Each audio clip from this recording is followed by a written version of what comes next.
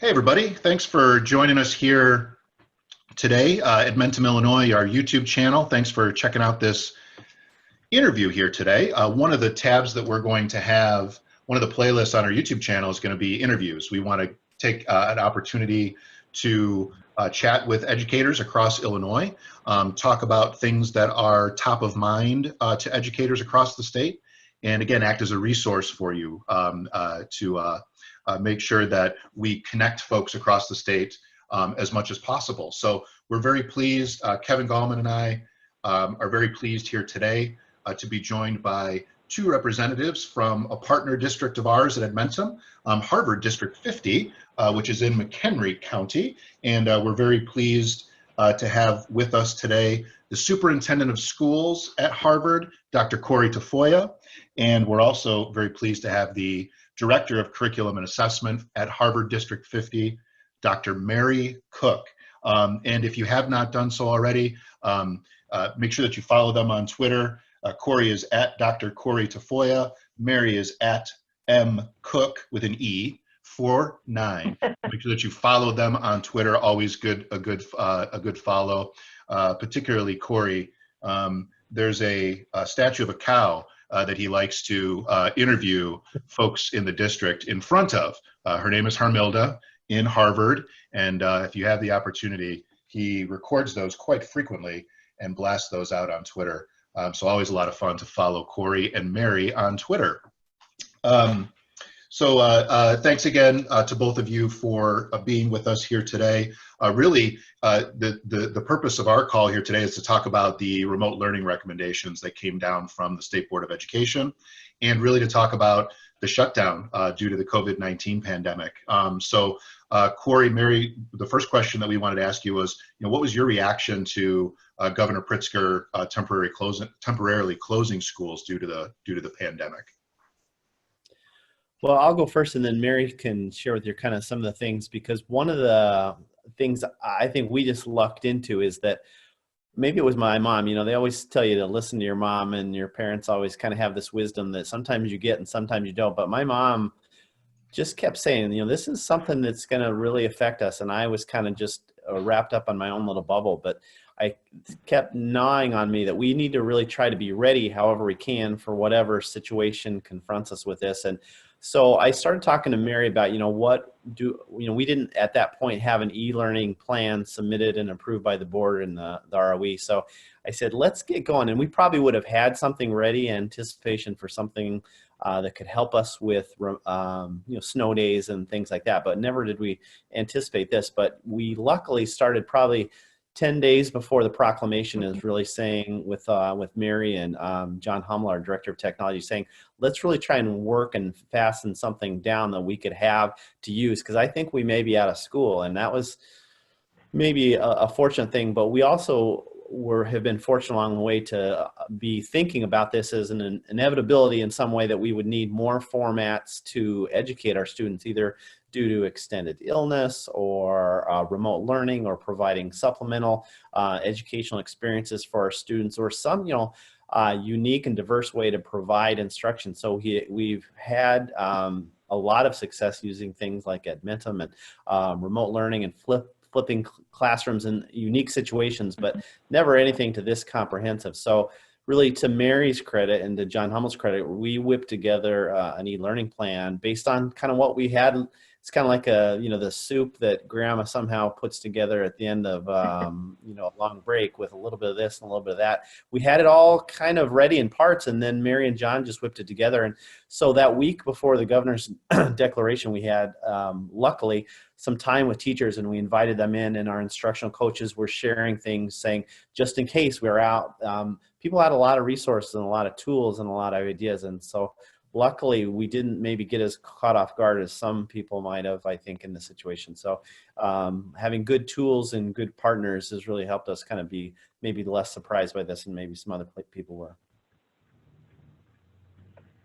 Completely. We had the fortune to be tossing around the idea with our district instructional team since probably mid-fall, with the idea of moving to the capability of providing remote learning, with our district being one-to-one, and starting to make plans for next year for snow days, for the potential for a full day PD, keeping it as an instructional day with kids working as well. So we had those pieces kind of being tossed around anyway, and so it made it, when we started talking with Corey, it made it easier for John and I to kind of get a handle on that, consult with our team leads, offer some PD to larger groups, and our instructional coaches were a huge piece of this process and started right away creating little cheat sheets, little videos that they could put out for how do you use and access Google Classroom, for example, and how do you pull this resource, and just have continued to add to that library of resources. So we're going to be really set in the future for a single snow day here or there after this. That's great. So, so thinking about the time frame and how things have progressed, can you talk us through what the communication has been from ISBE between that shutdown order and then to when the report was just released on Friday, as far as the distance learning recommendations? What was that kind of in-between process? What did that look like from a communication standpoint with ISBE? Well, one of the things that has been challenging to figure out is how exactly, what were they going to define as the expectations? Because everyone had different levels of technical proficiency, equipment proficiency. There's just so many components to it. So I guess the thing that we've tried to figure out a little bit is how in the world do we make sense of what the minimum expectations are for staff? So what ISBE's information really helped people understand is a little bit more about like, what's the minimum amount of time necessary? Are we teaching new material? Are we not? How are we supposed to grade things? And you really have to get down into some of those practical matters first, because that's kind of what people care first and foremost about, just some of those practical matters. And so once we're able to kind of have some definitional understandings of how things were to operate based on ISBE guidance, that really propelled us to be a lot more comfortable on things. And that's really what we were able to anticipate fairly well. And then when we got that, it really let Mary and John communicate with instructional coaches, and they had a nice session. It was after school on a Wednesday before the shutdown, where we had probably 50 teachers come to our board office, and they just laid out, this is what it means for special ed teachers, this is what it means for regular ed. And luckily we had really an abundance of tools that really helped them feel comfortable. So no one felt like, you know, I don't have anything, because you could say, you can choose what other pathway and whatever tool you need to kind of make instruction happen with your students.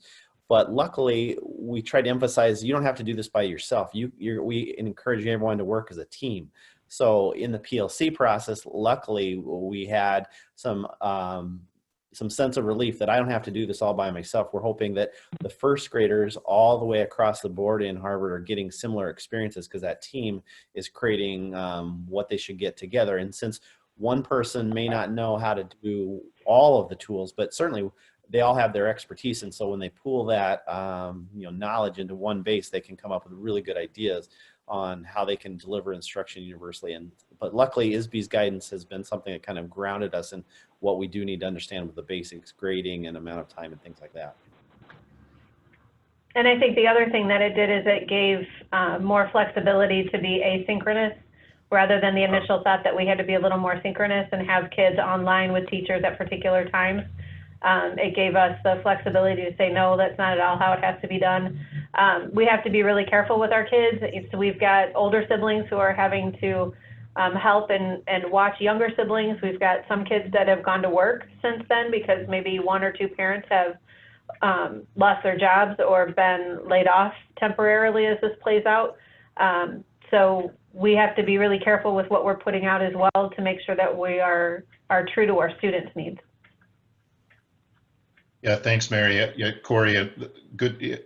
Certainly, a lot of just collaboration, right, that's taken place, and a lot of thought that's gone into, kind of how you guys want to, roll this out to everybody. One of the things that Kevin and I had talked about, as we were looking over the remote learning recommendations, were just, things that showed up in there that we expected, maybe some things that surprised us a little bit. Were there things in the document recommendations from the state were there things in there that you expected? And then on the other side of things, were there maybe some things in there that surprised you?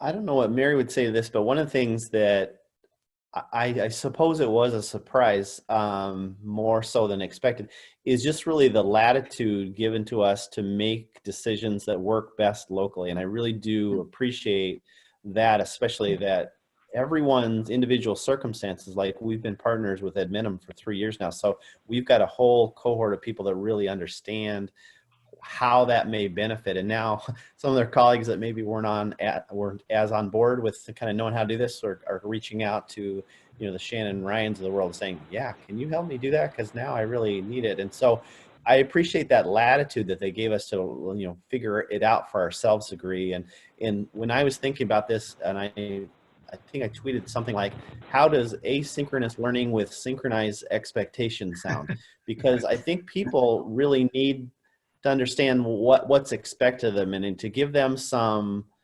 stability in terms of our instructors. Like, how do I know what's expected of me so that I know that I'm doing my job? Because I think we all feel like this is new to us, and anytime you do something new, you want to make sure you're doing, you know, what's expected of you. So we tried to be clear about expectations, but we actually had to revise our expectations a little bit to be more clear on, okay, we expect teams to be creating these lesson plans, and we're able to encourage people to give a week of time, a span or of kids of what they expect to be done over a week, so that they can do that, as Mary said, on a more flexible schedule. Because I keep telling people, don't ever think we understand what's going on the other side of the computer. We are lucky that all of our kids do have computers, but we don't know about Wi-Fi. We don't know about the bandwidth of that Wi-Fi, because chances are if mom and dad are working from home now, kid isn't going to bump mom and dad off of the Wi-Fi work that they need to pay the bills, just like they can't say, I'm taking the car when mom and dad need the car to go to work. So we've taken that asynchronous route to just say, we don't know what it might be like, and we don't know when they might get to the work. And that's been one of the complications for some teachers, is understanding, you know, when I give you something to do, I'm going to expect it done, and I'm going to give you a grade in the grade book. And we've said, you know, can you give that feedback about what they're learning and the skills that they're working on in a way that won't negatively affect them? And that's been, you know, a challenging conversation for some who have a very traditional idea of what grading means to them. And Mary and some of our principals have been really having a lot of careful conversations with a lot of people who are trying to adjust to this, that, you know, when I give you something, it better be done. And reminding people that we don't really know what it looks like on the other end of the line is a challenge. Right. And I think also that idea of be kind to yourself, that's been one of the statements I keep sharing with the teachers, is that this is new to everybody, and what you expect to cover in a week in-person learning is not going to look the same online, and that's okay. Nobody is saying you have to finish the book by the end of the year. Nobody is saying you have to finish every single standard by the end of the year. What's reasonable, and let's take the time to really make sure our kids are up to speed and where they need to be moving forward.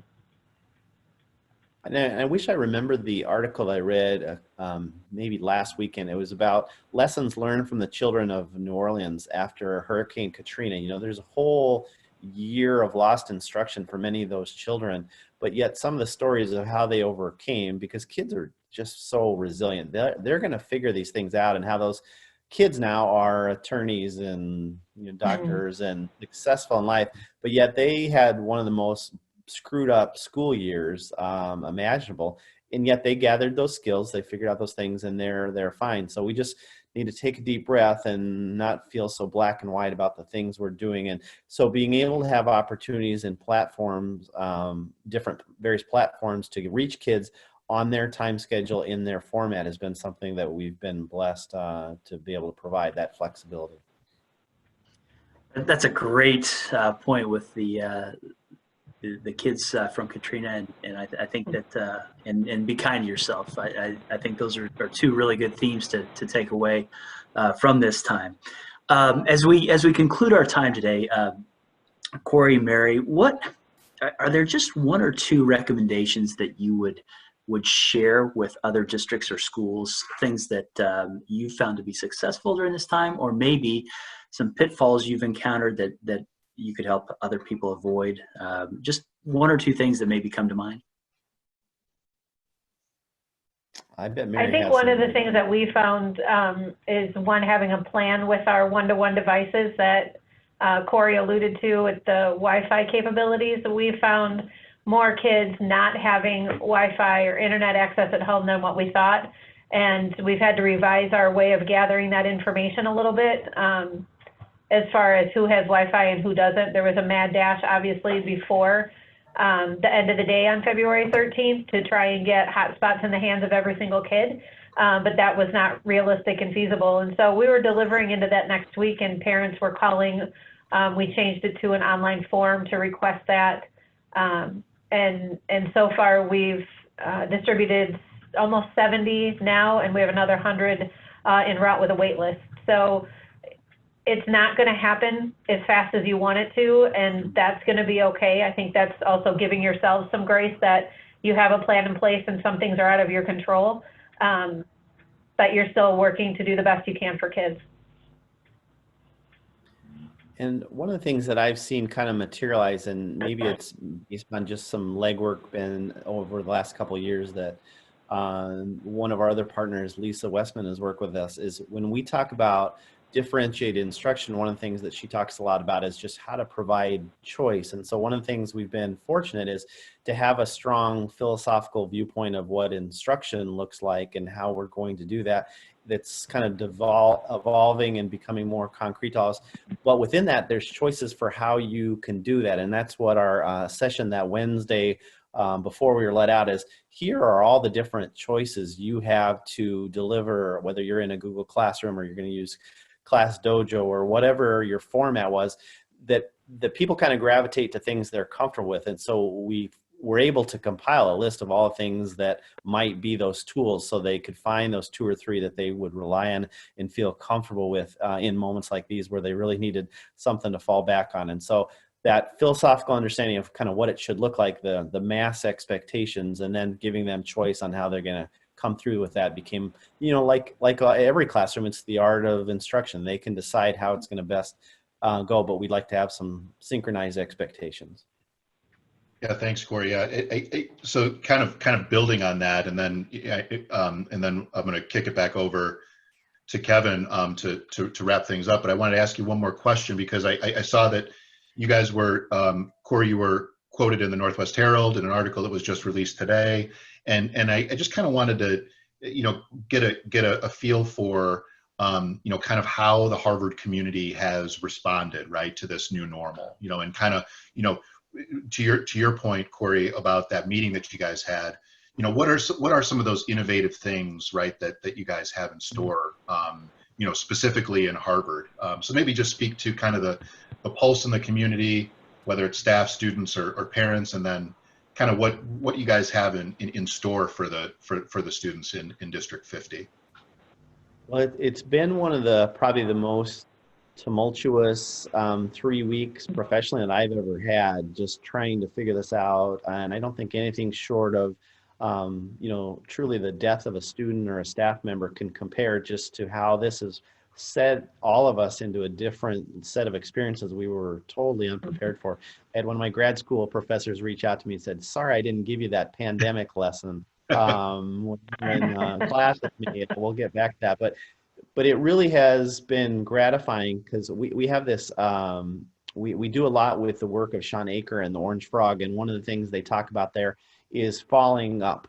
And I think that's really what that concept means, is that through these opportunities to have screw ups, you can either use that as something to set you backwards and you feel bad and you feel like, oh man, or you can use that as an opportunity to propel yourself into a new way of thinking and doing something that really allows you to do things that you've never done before. So we really feel like we're following up into new opportunities we may never have known how to do otherwise without this experience. And next year we probably would have proposed an e-learning plan, but it's going to be a lot better through these experiences of knowing what our good tools are and what works and what doesn't work. We're really making this. And I've never probably felt as proud, or maybe as sappy even, as just to read these emails from parents saying, I just couldn't be more proud of Harvard and my teachers. The creativity and the smile that goes onto my kids' face when they see what the activities that teachers have created for them is just really heartwarming, and says a lot just about the talent of our teaching staff and their resiliency to